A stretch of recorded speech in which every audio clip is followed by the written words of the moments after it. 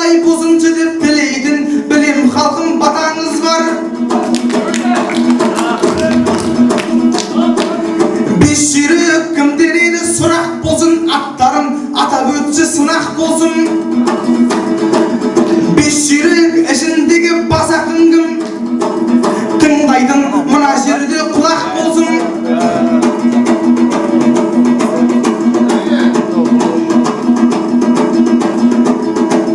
Әншеме сөйлей білген ұлдың бәрі, заманның бар ғой өзі бұлбұлдары.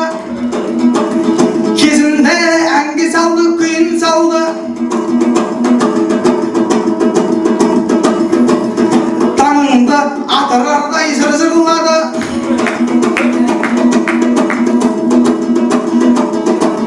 Сөйлесе сайрайтын таңдай еді, есімі жеті қайғы қандай еді.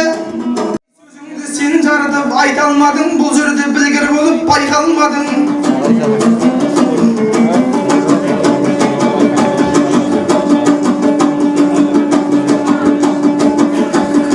Ай, мен сені теңіздегі кеме десем, бұл жерде шабыттанып шайқалмадың.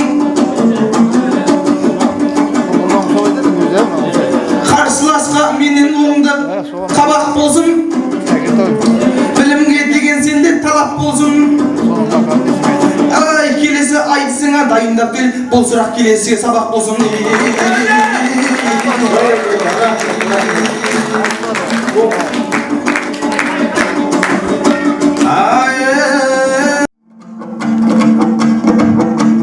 Жеті қырдың біреуі атқа міну, олдайының аз қасиет бабадағы. Құлагердің ойнаған құлағында бабан жайлы аңыз бар даладағы.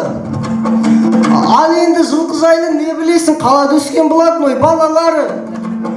Әй, аталықтан келатқан жылқы малын зоопарктен көретін балалары. Отқасын айтысысты талас қылып жатыр ғой, жүзіңізді алаш біліп. Жұп қылып салыпты ғой Қайырбекті Жанболатпен жіберіп жарастырып. Кешегі Мұратжалдың ұрпағы еді, жырлайтын Қаракештен таңастырып. Ендеше Мұратжалдың мұрагерін кетейін мұратынан адастырып. Қолдасаңдар барады, бәрінде бүгін болады. Шабытымыз оттай болып, қол тигізбе шоқтай болып жанады.